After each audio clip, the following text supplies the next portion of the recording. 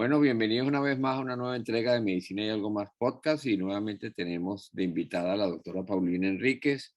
Ella es médico graduado en la Universidad Central de Venezuela, hizo residencia de medicina interna en el Einstein Medical Center de Filadelfia y actualmente se desempeña o está haciendo su residencia en neurología en ese mismo centro, en el Einstein Medical Center de Filadelfia, Pensilvania. Bienvenida, Paulina, nuevamente. Gracias. Bueno, hoy tenemos un tema interesante. Es un tema que es, el nombre que usamos nosotros es cefalea, pero para los que están oyendo el programa, pues es simplemente vamos a hablar del dolor de cabeza, que es además un dolor de cabeza para los médicos, porque como es un síntoma, Sí. como sabrán, pues como es un síntoma, es algo que nosotros los médicos no podemos medir, pues.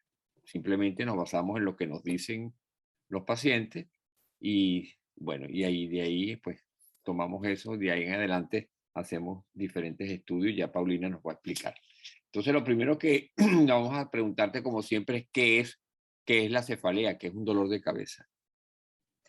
Un dolor de cabeza es, yo lo definiría como una sensación desagradable que tiene diferentes características dependiendo de la causa, dependiendo de los factores que lo están generando. Puede ser punzante, puede ser pulsátil, puede ser dolores de cabeza de tipo depresión.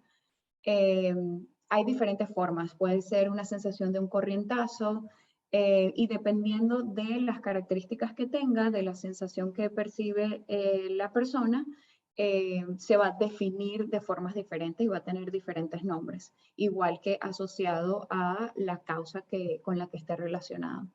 ¿Para qué tan frecuente es en la consulta y en la sala de emergencia? Los dolores de cabeza son extremadamente frecuentes. Yo creo que no existe alguien que no haya sufrido un dolor de cabeza y si existe, eventualmente pasará por eso.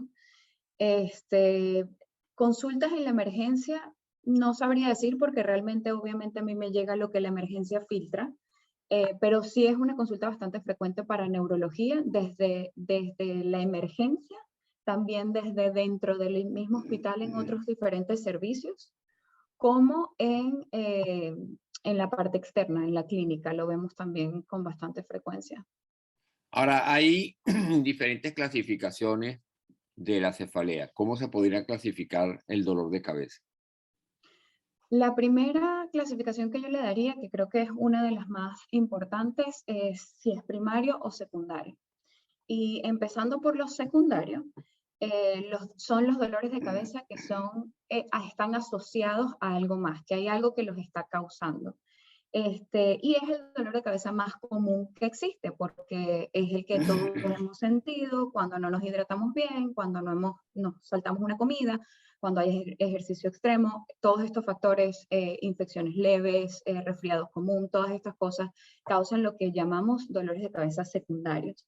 Y los dolores de cabeza secundarios yo los dividiría en, eh, yo llamaría un grupo de ellos benigno y otro grupo de ellos un poco más severo. ¿Por qué? Porque todas las causas que mencioné son relativamente benignas y fáciles de revertir. Mientras que hay dolores de cabeza secundarios que tienen unas causas más severas, que pueden ser hemorragias intracraneales, tumores, esos también caen sobre dolores de cabeza secundarios, emergencias hipertensivas, son un poquito más severos y hay que tener cuidado con ellos. Entonces, eso sería dentro de la clasificación de los secundarios. Del lado de los primarios, tenemos los dolores de cabeza que no tienen una causa específica, son intrínsecos de esta persona y tienden a permanecer durante largo tiempo de la vida de estas personas. Entonces ahí está lo que conocemos como migraña, cefaleas en racimos, cefaleas de tensión. Esos son los tres más comunes. Realmente la clasificación es gigante y cada vez hay más, porque dependiendo de, como estábamos hablando, son síntomas, cuando se asocian a otros síntomas, son un tipo de síndrome y a medida que vamos viendo un patrón que se va repitiendo, pues le vamos poniendo nombre y lo vemos más y los llamamos de una forma en particular. Pero los más comunes dentro de los primarios son las migrañas, las cefaleas en racimo y las cefaleas de tensión. Ok, ahora que hablando de, digamos, porque de los dolores primarios y secundarios, ¿cuáles son los factores desencadenantes o agravantes de los diferentes tipos de cefaleas? Depende del dolor de cabeza del que estemos hablando. Sí, generalmente, como ya dije, los dolores de cabeza secundarios son los más frecuentes. eh, em, y realmente los factores desencadenantes tienen un factor en común porque pueden desencadenar cualquier tipo de dolor de cabeza.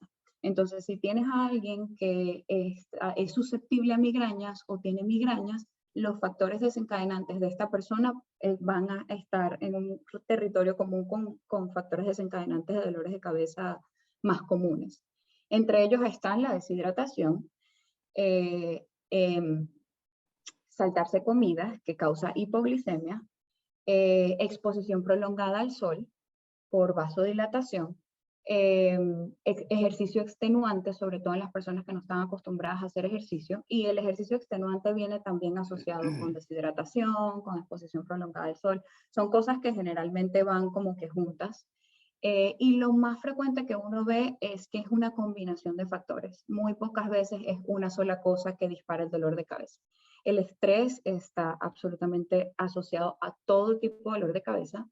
Eh, los cambios bruscos de tensión arterial, la depresión, las enfermedades psiquiátricas están también asociadas a dolor de cabeza, poco relacionado con el estrés y las frustraciones y todo esto. Las enfermedades crónicas también, los pacientes con enfermedades crónicas también tienen como una susceptibilidad superior a desarrollar dolores de cabeza.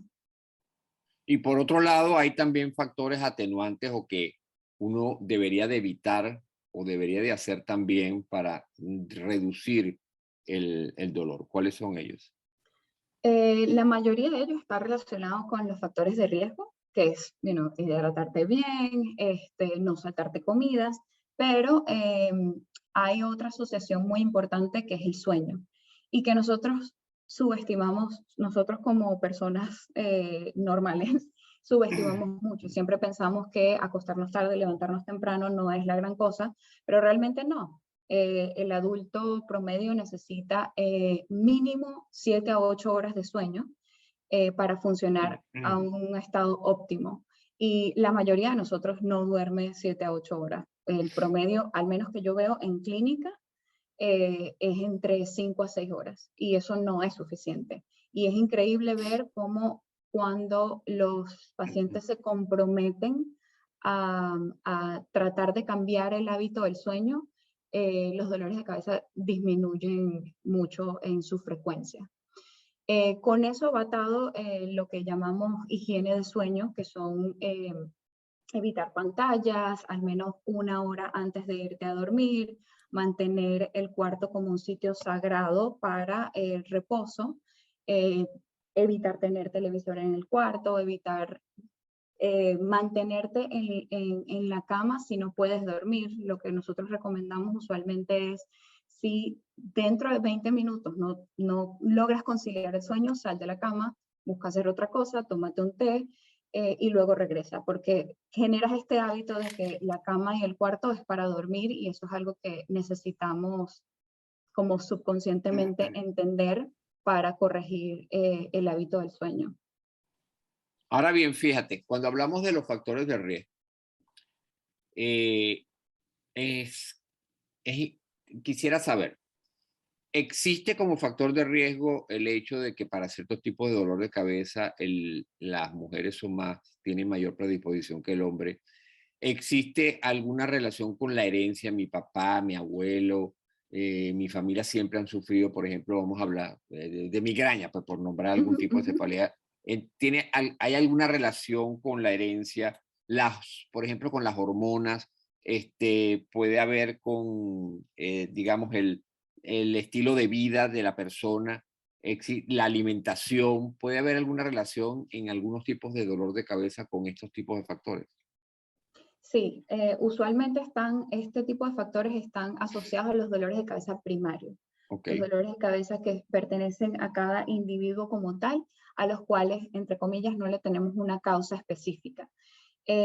Particularmente las migrañas pueden ser hereditarias como puede que no. Hay una asociación bastante fuerte hereditaria en la cual a veces conoces pacientes que sufren de migraña y ves un linaje entero en el que todas las mujeres de la familia sufren de este tipo de dolor de cabeza.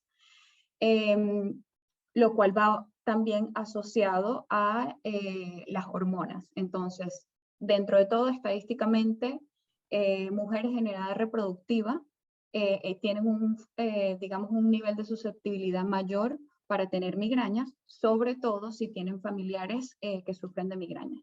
Eso está cambiando un poco ahorita. Estamos viendo, particularmente yo que no necesariamente tengo mucha experiencia porque estoy todavía entrenando en neurología, yo misma estoy viendo cada vez más hombres con migrañas. Dentro de este linaje familiar hay también hombres que están afectados y en este caso no aplicaría el factor de riesgo de las hormonas, ¿no? Porque no tenemos el mismo patrón hormonal. Pero sí lo vemos, sobre todo cuando el tema familiar es bastante fuerte, cuando usualmente estos pacientes llegan y dicen, sí, mi mamá, mi abuela, mis hermanas y yo. Y usualmente la migraña para ellos, no sé si es un tema de tolerancia o no, pero usualmente en los hombres es bastante más severo, al menos en intensidad. ok. Y por supuesto, el estilo de vida, y hablo de consumo, por ejemplo, el tabaco, el alcohol y por supuesto sustancias, el consumo de sustancias, también son factores importantes que pueden Desencadenar, sí. desencadenar y agravar este tipo de los Sí. dolores de cabeza, ¿no? Las migrañas en particular, hemos visto bastante asociación con vinos, bueno, el alcohol en general, pero particularmente el vino, el chocolate oscuro, la cafeína, y es un poco cómico porque a la vez también la cafeína, el chocolate oscuro puede servir de tratamiento. eh, el té, que es también por la cafeína. Entonces, dependiendo del tipo de dolor de cabeza, hay diferentes cosas asociadas a ello, pero lo más importante es el individuo, porque no a todo el mundo que un vino tinto le genere una migraña, le va a generar la misma migraña a la otra persona.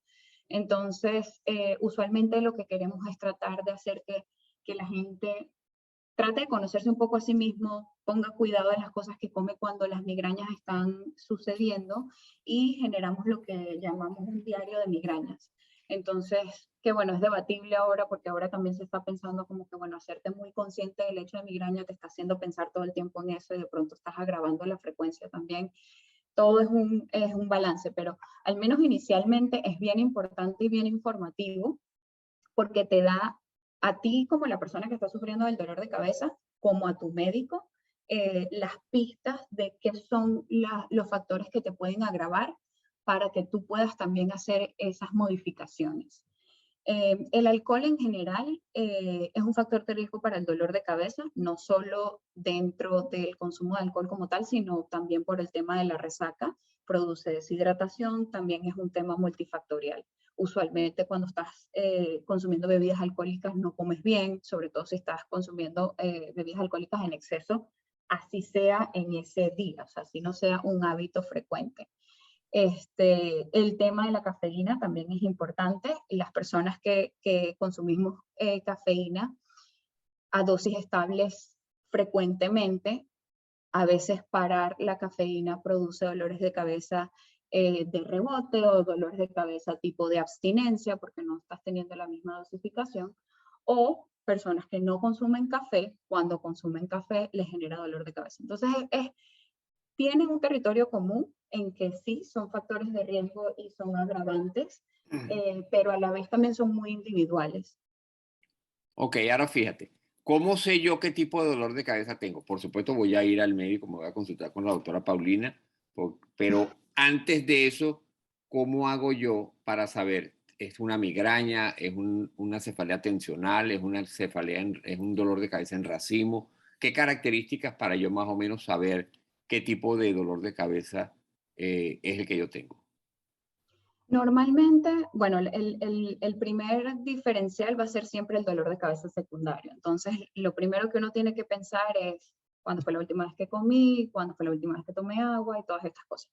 Pero tomando en cuenta, y bueno, por supuesto que no tengas, qué sé yo, sinusitis, un resfriado común, pero asumiendo que todo lo demás está bien, qué tipo de dolor de cabeza tengo. Normalmente o usualmente las migrañas ocurren en mujeres en edad reproductiva. Normalmente empiezan desde la adolescencia hasta alrededor de los 50, cuando ya empieza la menopausia, y la razón específica de eso es precisamente el patrón hormonal. Este, es unilateral casi siempre, pero no siempre, puede ser bilateral. Puede empezar en un lado y migrar hacia el otro lado, pero el clásico caso de migraña es unilateral, genera sensibilidad a la luz, genera sensibilidad a los sonidos, que no necesariamente tienen que ser sonidos fuertes o luz fuerte. Y esa es una de las formas en las que yo particularmente diferencio este tipo de síntomas en mis pacientes, porque claramente cualquiera que tiene un dolor de cabeza no quiere estar oyendo un parlante en los oídos. Pero la pregunta para mí que yo siempre les hago a ellos es, ¿te encuentras pensando, diciéndole a alguien baja la voz cuando están conversando contigo? Porque ese es el nivel de sensibilidad, es que no toleras ni un tono normal, usual, conversacional. Igual con la luz. Está asociado también a trastornos digestivos, puede causar náuseas o vómitos. Hay personas que eh, empiezan teniendo estos síntomas antes de tener el dolor de cabeza. Las migrañas a veces están acompañadas con aura, pero hay que tener en cuenta que el aura no define a la migraña, es decir, tú puedes sufrir de migraña y no tener aura, como hay personas con migrañas que siempre tienen auras. Entonces, y esto varía dentro de la misma persona. Una persona que sufre de migrañas a veces tiene el aura y la migraña, a veces tiene la migraña sola o a veces tiene el aura sola. Entonces, el aura también es bastante característico del grupo de dolores de cabeza de migraña, pero no necesariamente lo define. Son estas otras cosas, la fotofobia, la fonofobia, las náuseas, los vómitos, que te hacen pensar que esto puede ser una migraña y es típicamente unilateral. Ahora, algo súper importante es saber que a pesar de que típicamente es unilateral, debería variar. Es decir, no todos los dolores de cabeza deben ser unilaterales del mismo lado. A veces deberías tenerlos del otro lado también. Si es siempre 100% del mismo lado, hay que descartar otras patologías más severas o preocupantes, como son tumores, hemorragias, de este estilo. Pero usualmente las personas con migrañas saben, usualmente el dolor de cabeza me da al lado derecho, pero a veces va al lado izquierdo. Entonces ya eso cae más dentro del patrón común. Eso con respecto a las migrañas. El otro tipo de cefalea, que es la cefalea tensional, que por cierto, la más común de los dolores de cabeza primarios es la cefalea tensional, no la migraña, eh, tiende a tener un patrón de tensión. Y la descripción más común que yo escucho es que siento que alguien me está poniendo una banda que me aprieta la cabeza. También puede ser unilateral, pero usualmente progresa al lado contrario o se distribuye alrededor de toda la cabeza. Entonces, usualmente empieza en banda, ya sea estilo cintillo o ya sea en banda, eh, estilo banda de peleas marciales, eh, pero usualmente tiende a distribuirse a un territorio superior, no se queda de un solo lado. Las cefaleas tensionales, contrario a la opinión común, no están asociadas a presión arterial. El nombre de cefalea tensional viene por tensión muscular y estas cefaleas están muy asociadas al estrés. Entonces, lo que pasa es que cuando estamos estresados, no nos damos cuenta y estamos tensando el cuello, estamos tensando la cabeza, estamos tensando los músculos de la cara y todas estas cosas producen irritación en los vasos sanguíneos, que posteriormente se traduce en irritación del nervio trigémino, que es el que inerva toda la región de la cabeza. Entonces, las cefaleas de tensión asociadas al estrés, asociadas a tensión muscular, factores agravantes, como ya dije, estrés, exceso de horas de trabajo, pérdida de sueño. Factores atenuantes pueden ser similares a los de la migraña porque todos los dolores de cabeza también mejoran cuando buscas reposo inmediatamente. Pero usualmente las cefaleas de tensión no responden a cafeína, no responden a chocolate ni nada por este estilo porque no está asociado con eso. Y bueno, el tercer tipo son las cefaleas de racimo, que son bien particulares. Son también unilaterales. Tienen la particularidad también de que estas, contrario a las migrañas, son más frecuentes en hombres y están acompañadas de una sensación muy desagradable en la mitad de la cara.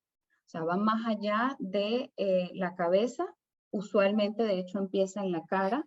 Tienes lagrimeo de los ojos, puedes tener incluso rinorrea, que es básicamente el lagrimeo a través de la nariz, y se caracteriza por ser de una forma, diría como punzante, es como un ardor, dolor retroocular, y usualmente los pacientes vienen con este signo, básicamente.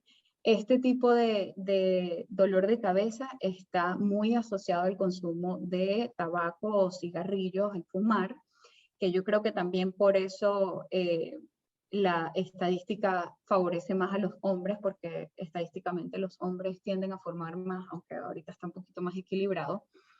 Y resuelve con oxígeno. Cuando es severo, el tratamiento que damos es oxígeno al 100% y eso usualmente... Y se llama cefalea en racimo porque tienen un patrón en el año o cada 2 años, tienen un patrón bastante individual, pero el tema es que ocurre en racimos. Entonces ocurre múltiples veces en una época y luego pasas, qué sé yo, 3 meses, 6 meses, 4 meses sin dolor de cabeza y luego vuelve a recurrir. Ok, ahora bien, ¿a quién debe consultar una persona que tiene cefalea? ¿Cuál es el especialista que debe consultar? De primera mano yo iría a un médico de familia, porque lo primero que tendríamos que ver es todas estas cosas que son factores de riesgo modificables, o sea, cambios del estilo de vida, el ejercicio usualmente favorece los dolores, disminuye la frecuencia de los dolores de cabeza, todas estas cosas también para tomar un estudio de sangre básico, hemoglobina, todas estas cosas que pueden influenciar y ponerte más susceptible a dolores de cabeza. Una vez que estas cosas se han hecho y se han descartado causas revertibles o fácilmente revertibles, el especialista para ver dolores de cabeza sería el neurólogo. Y usualmente lo que nosotros hacemos es tratar de caracterizar un poco más. Ponemos demasiado énfasis en la historia, o sea, queremos saber si esto está asociado a algo familiar, si esto está asociado al estrés, cuál es tu estilo de vida, cuál es tu horas y la mayor parte del tiempo las pasamos en eso. De hecho, yo tengo uno de mis mentores siempre dice, con los dolores de cabeza, si vas a pasar 30 minutos con el paciente, que 29 minutos sea interrogando y el otro minuto, porque usualmente no consigues nada, usualmente estas personas están intactas a pesar del dolor de cabeza. Entonces, yo necesito saber tu estilo de vida, tu horario de trabajo, cómo te sientes tú en el aspecto mental, de la salud mental. Eso yo particularmente he encontrado demasiada carga de estrés en todos mis pacientes con dolor de cabeza y de una forma es lo más difícil de controlar, ¿no? Porque al final del día los problemas que tienes con tu familia o el entorno o lo que sea, no los puedes controlar tú. Entonces es buscar la forma de navegar a través de esos factores de riesgo y también el tema de la individualidad. Entonces usualmente también recomendamos el diario, tratar de ver qué comes, tratar de ver qué estás haciendo que está disparando estos dolores de cabeza, si es que hay algún patrón. A veces no lo conseguimos. Y luego vamos a las opciones de tratamiento. Entonces, conversamos con los pacientes. Usualmente las personas cuando van ya a la oficina de neurología es porque han tratado de resolver esto de su propia cuenta o con su doctor familiar. Entonces ya uno tiene más o menos una pista de qué tan severo es el dolor en cuanto a qué cosas han probado. Ahora bien, fíjate, ¿cómo sé yo cuán grave es mi dolor de cabeza y cuáles son los signos de alarma para saber, epa, este dolor de cabeza, tengo que irme a la sala de emergencia? Llamar a mi médico, llamar a la doctora Paulina, doctora, tengo esto, me voy a la emergencia. ¿Cuáles son esos signos de alarma que toda persona debe saber y debe ir de inmediato a la sala de emergencia? Para mí, inicialmente depende de dos cosas. ¿Eres una persona que ha sufrido dolores de cabeza durante toda tu vida o no? Si la respuesta es no, entonces todo dolor de cabeza es importante. Si este es tu primer dolor de cabeza, depende de la severidad, pero alguien que no haya sufrido dolores de cabeza o que no tenga la tendencia a tener dolores de cabeza, cuando hay un dolor de cabeza severo, yo diría ese es el primer signo de alarma. Si eres una persona que sufre con frecuencia de dolor de cabeza, hay que tomar en cuenta la severidad. Y yo añadiría, hay un cambio en este dolor, porque a veces lo clásico que uno dice es el peor dolor de cabeza de tu vida. Ese es el primer signo de alarma. ¿Qué tan severo es el dolor de cabeza? Pero el peor dolor de cabeza de tu vida es algo muy relativo, porque si no eres alguien que sufre de dolores de cabeza, probablemente el primero va a ser el peor de tu vida. Pero si es alguien que sufre de dolor de cabeza, usualmente las personas saben si esta es mi migraña, y ahorita está un poco más fuerte, o esto es algo diferente. Si hay algún cambio en tu dolor de cabeza y el dolor que estás presentando no es tu dolor usual, es un signo de alarma. Otras cosas asociadas, súper importante, es que hayan cambios sistémicos, y por sistémicos me refiero a vómitos, ojo, cuando no están asociados a tu típica migraña, a vómitos, a pérdida de peso, a cualquier otra cosa que esté pasando en tu cuerpo asociado con este dolor de cabeza severo, es un signo de alarma. Cualquier otro síntoma neurológico, ya sea hormigueos en una parte del cuerpo o pérdida de fuerza, que ya estaríamos hablando de que hay que descartar un ACV. Y existen, de hecho, las migrañas que llamamos migrañas complejas o migrañas complicadas, que son personas que sufren de estos dolores de cabeza y a veces son tan severos que generan estos síntomas. Pero si esta es la primera vez que ellos ocurren, tienes que ir a un centro de atención de urgencias para descartar un ACV. Y si, por supuesto, está todo acompañado de un cuadro febril, que como tú dijiste puede ser un resfriado común, pero si hay de por medio un cuadro febril de malestar general, también es un signo de alarma, ¿verdad? Porque Sí. pudiera tratarse de un problema ya más complicado, como por ejemplo un problema una meningitis, etc. Perfecto. Exacto. Ahora bien, Y dolores de cabeza que no resuelven también. Dolores de cabeza que en alguien que usualmente no los tiene, me tomé el Atamel, me tomé el ibuprofeno, ya tengo 3 días. Esto no es normal. Aunque no sea tan severo, alguien que no sufre dolores de cabeza con dolor de cabeza por 3 días, no es normal. así como la aparición súbita y por supuesto si se acompaña de pérdida de conocimiento de la persona, pues, Exacto. o si hay convulsiones, bueno, por supuesto es obvio Exacto. que ya esa persona pues está en una situación totalmente diferente. Ahora bien, ¿qué exámenes le pide a la doctora Paulina en su consultorio habitualmente a estos pacientes para estudiar el dolor de cabeza? Bueno, como ya mencioné, inicialmente uno pide exámenes básicos de electrolitos, hemoglobina y todas estas cosas.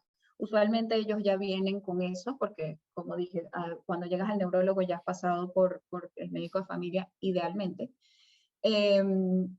Dependiendo de la población con la que esté hablando, buscamos una cosa o la otra.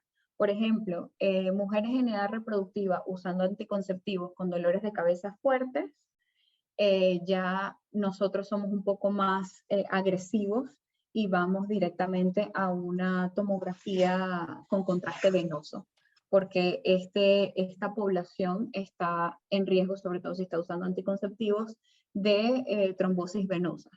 Y las trombosis venosas intracraneales pueden ocasionar dolores de cabeza severos. De nuevo, mujeres en edad reproductiva con dolores de cabeza fuertes y visión borrosa, asociada a visión borrosa. El estudio de imágenes también es importante porque queremos descartar si hay protrusión del cerebelo hacia abajo, que son malformaciones relativamente benignas, pero tú quieres saber que están allí, o hipertensión intracraneana idiopática. Quieres ver de qué tamaño están los ventrículos, quieres ver si hay acumulación de fluidos en el cerebro, en cuyo caso la solución sería hacer una punción lumbar de alto volumen para ayudar a disminuir la presión intracraneana. En el caso de migrañas de primera aparición, usualmente empezamos el tratamiento, pero también queremos hacer al menos una vez una resonancia a manera de descartar malformaciones estructurales o algún problema estructural que esté causando el dolor de cabeza. Entonces, si la persona está llegando por primera vez, nunca ha tenido dolores de cabeza, una mujer de 30 y tantos años, no es que es urgente tener un estudio de imágenes, pero sí nos gusta tener por lo menos un estudio de imagen de base. Y no esperamos por el estudio para empezar tratamiento. O sea, lo haces paralelamente. Ok, y ahora entonces ya que hablaste de tratamiento de manera general, ¿cuál es el tratamiento? Porque por supuesto cada una de las cefaleas va a tener, además del tratamiento analgésico, un tratamiento específico, pues. Pero en general, ¿cuál es el tratamiento? De primera línea usamos lo que llaman acá los over the counter, que son los medicamentos que puedes comprar sin prescripción médica. El acetaminofén es de primera línea. Los antiinflamatorios no esteroideos como el ibuprofeno, naproxeno y todas estas cosas. Hay que tener cuidado con esas cosas también, dependiendo de la edad, dependiendo de qué otros medicamentos estés tomando, porque los antiinflamatorios no esteroideos pueden aumentar el riesgo de sangrados espontáneos y todas estas cosas. Pero esa es la primera línea, eso es lo que todos probamos, ya sea en casa o por nuestra propia iniciativa. Particularmente los dolores de cabeza por migraña, de segunda línea tenemos los triptans, como los sumatriptan. Estos lo usamos a manera, hay dos tipos de ramas de tratamiento. Tienes el tratamiento abortivo, que es el que usamos cuando queremos atacar el dolor de cabeza en el momento que está pasando, y los tratamientos preventivos. Tenemos dos ramas. Una de ellas es lo que llamamos tratamiento abortivo, que son los tratamientos que usamos para atacar el dolor de cabeza como va viniendo y se usan depende de cuándo se necesite. Es decir, este tratamiento solo lo tomas cuando tienes dolor de cabeza o inmediatamente antes de que inicie, si eres una persona que tiene auras o si sabes cuando ya te está empezando el dolor de cabeza. La otra rama es el tratamiento preventivo. La forma en la que decidimos por uno o el otro es dependiendo de la frecuencia y la severidad de los dolores de cabeza. Usualmente la decisión está entre si necesitas o no un tratamiento preventivo, pero los tratamientos abortivos usualmente vamos con ellos. Como ya dije, la primera línea de los abortivos son los medicamentos que podemos conseguir sin prescripción, que son el acetaminofén, el ibuprofeno. Si tenemos a alguien con migraña que responde bien a esos tratamientos, no progresamos a otro, porque si estás respondiendo bien con ese, eso es suficiente para ti y listo, baja las cortinas, acuéstate a dormir, tómate un vaso de agua, más tu tratamiento abortivo. Si esos no funcionan, están de primera línea para el tratamiento abortivo los triptanes, que es el sumatriptán, muy conocido por la mayoría de las personas. Tienen la parte negativa que las personas que han sufrido enfermedades cardiovasculares o que tienen enfermedad cardiovascular no deben tomar este tipo de medicamentos porque son vasoconstrictores. Entonces los pone a un riesgo superior a tener infartos. Dentro de los preventivos, y aquí hay una línea un poco gris porque también estos se usan de abortivos, son los antidepresivos tricíclicos, como la amitriptilina, nortriptilina, y hay bastante estigma relacionado con ellos porque la gente tiende a pensar, lo primero que hace todo el mundo después de que sale del médico es meterse en Google a ver qué le mandaron, cuáles son los efectos adversos de lo que le mandaron, para qué se usa lo que le mandaron. Entonces, cuando mandamos este tipo de medicamentos, usualmente la persona regresa, y bueno, ya he aprendido a advertírselos, pero usualmente la persona regresa: ¿por qué me mandaste un antidepresivo? Porque como también hay mucho estigma alrededor de las enfermedades psiquiátricas, se sienten como a la defensiva, o sea, como que no me estás tratando el dolor de cabeza, tú crees que estoy deprimida. No tiene nada que ver con eso. Estas drogas se llaman así porque se investigaron para la depresión y bueno, se quedaron con esa etiqueta puesta, pero son muy buenas para tratar dolores de cabeza. Los tratamientos preventivos los mandamos todos los días. Entonces, cuando ya tienes una severidad y una frecuencia suficiente para necesitar un tratamiento preventivo, el tratamiento preventivo lo debes tomar todos los días religiosamente, independientemente de si tienes o no dolores de cabeza, y por eso se llaman preventivos. Mientras que los abortivos los vas a tomar solo cuando tengas dolor de cabeza. Si esto falla, ahorita está muy en boca los inhibidores de la sustancia CGRP inhibidores, es algo que se viene estudiando desde hace mucho tiempo, pero ahora es que está como saliendo a la luz pública y se está volviendo más común.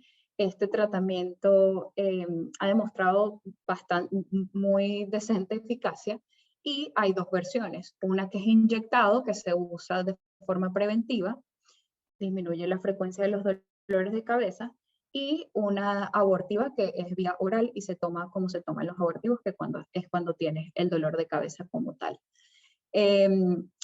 La meta del tratamiento de prevención es disminuir la frecuencia. Y la meta del tratamiento abortivo es disminuir la intensidad o resolver el dolor de cabeza. Juntos disminuyes las dos cosas. Pero si tus dolores de cabeza son suficientemente infrecuentes, no necesitas atarte a un medicamento todos los días porque realmente no vale la pena. Si todo esto falla, está ahora las inyecciones con Botox, que creo que también tienen un poco de estigma para aquellos que piensan que así te inyectaste por dolor de cabeza. Sí, claro. Pero realmente sí, y realmente son bastante buenas. Hay 31 puntos en los que hacemos estas inyecciones. Son de los dos lados. Está como que buscando atacar músculos de la cara y la cabeza que tendemos a tensar, y esta es la forma en que esto funciona y realmente disminuye la frecuencia de los dolores de cabeza bastante. La otra cosa que no sé si mencioné es que hay también un territorio común incluso dentro de los dolores de cabeza primarios. Entonces cada vez vemos más, por ejemplo, yo tengo pacientes que tienen migrañas desde hace N cantidad de años, pero la descripción de su migraña y el comportamiento de la migraña tiene también bastante que ver con cefaleas tensionales. Entonces, por eso los tratamientos a veces también como que se hacen un overlap, tienen un territorio común, porque las personas que son susceptibles a dolores de cabeza pueden tener diferentes tipos de dolor de cabeza dentro de dentro de su vida. Ok, ahora bien, ya para ir terminando, tratamiento alternativo. Por ejemplo, algunos suplementos, infusiones, por supuesto el café, el té que tiene cafeína, ya lo hablamos. ¿Mm? Acupuntura, meditación, yoga, frío, calor, técnicas de respiración, son útiles. De nuevo depende de cada quien. Hay personas que sencillamente, mira, no, yo no me puedo comprometer a eso porque o no tengo tiempo o eso no me funciona. Em, Todo tiene mucho que ver, pienso yo, con la paz interior. Entonces, lo que tienen en común la yoga, la meditación, la acupuntura, es tener ese espacio en el que estás ahí para ti, para relajarte. La acupuntura creo que también ayuda con tensión muscular. Realmente no lo he usado nunca, pero contribuye a mejorar tu base. Yo los recomiendo. Yo recomiendo cambio el estilo de vida dependiendo de las tendencias de cada quien, ¿no? O sea, hay gente que jamás haría yoga y por más que yo lo recomiende, pues es algo que no va a funcionar para ellos. Pero sí tratar de atacar esos estresores, que son los que te ponen ese umbral mucho más bajo y te hacen mucho más susceptible a que cualquier otro desbalance te genere un dolor de cabeza. El té, la cafeína y todo eso está relacionado con particularmente las migrañas, responden bastante bien a eso. Y en cuanto al ejercicio, bueno, los estilos de vida saludables obviamente van a favorecer todo sistemáticamente. El ejercicio tiene la particularidad de que usualmente empeora ciertos tipos de dolor de cabeza, pero en largo plazo, porque contribuye a mejora en la circulación de todo tu organismo, eh, contribuye a disminuir la frecuencia de dolores de cabeza también.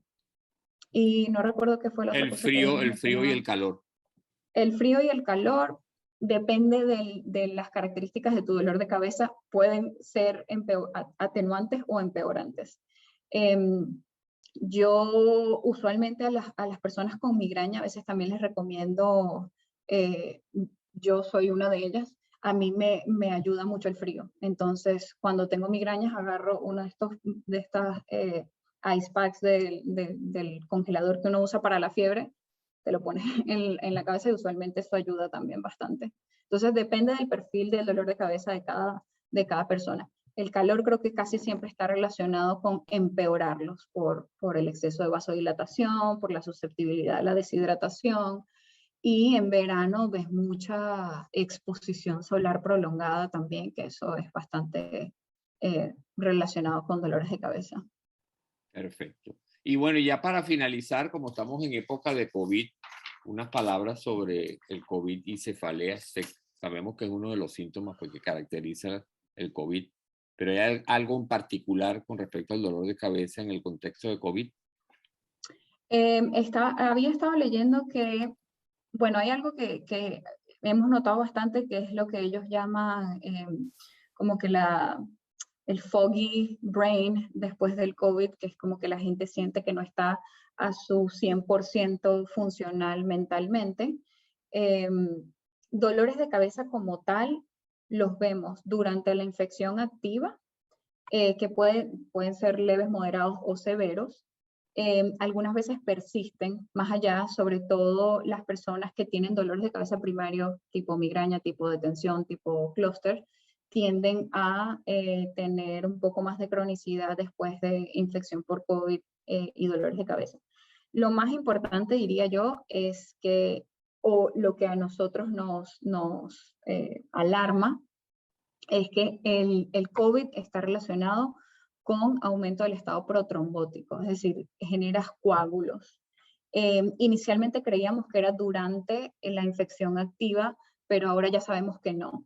Y estamos viendo personas generando coágulos en miembros inferiores o incluso ACVs después de haber tenido COVID antes.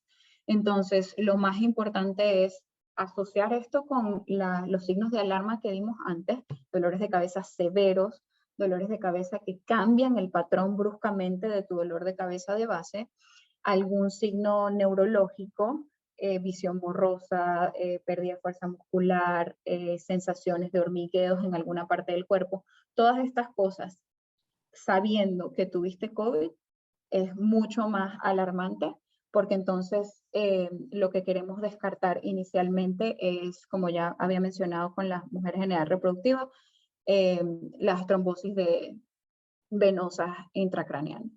Entonces, eso sería, digamos, lo primero que querríamos descartar. Perfecto.